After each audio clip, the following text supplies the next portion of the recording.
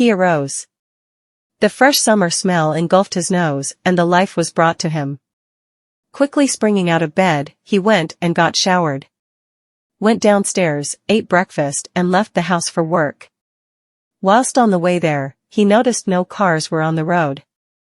This confused him, but he thought nothing of it. As he approached his place of work, no cars were there. He entered, only to be met with again a lone office.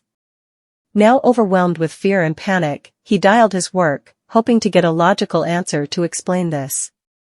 But still, nothing. He then ran outside and through the city for at least a mile, praying to God, he looks like an idiot. But still, nothing. Now panicked and scared, he dialed 999. No answer. Then, as a last result, he called his mother. No answer. He called and called and called, now crying and shaking in the middle of an empty street with fear, hoping his mommy would answer, but nothing.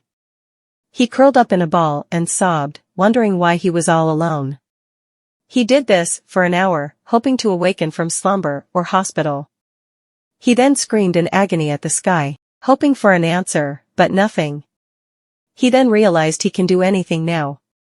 The whole world in the grasp of his fingertips. But what's the point of life, with no living?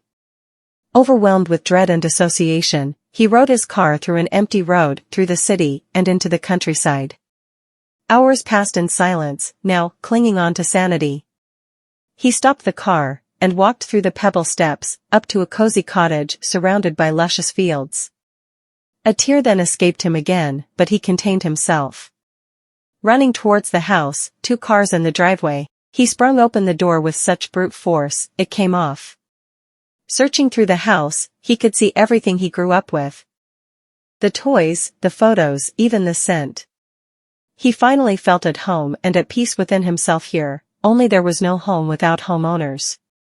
Defeated and exhausted, he took to the garden overlooking the long fields facing the sun directly, and took it all in. He felt pity for himself, sadness, anger, confusion. He couldn't fathom to himself how this could have happened, it just wasn't possible. Then, finally, in the distance, he saw a figure. A small figure, slowly coming to a distance.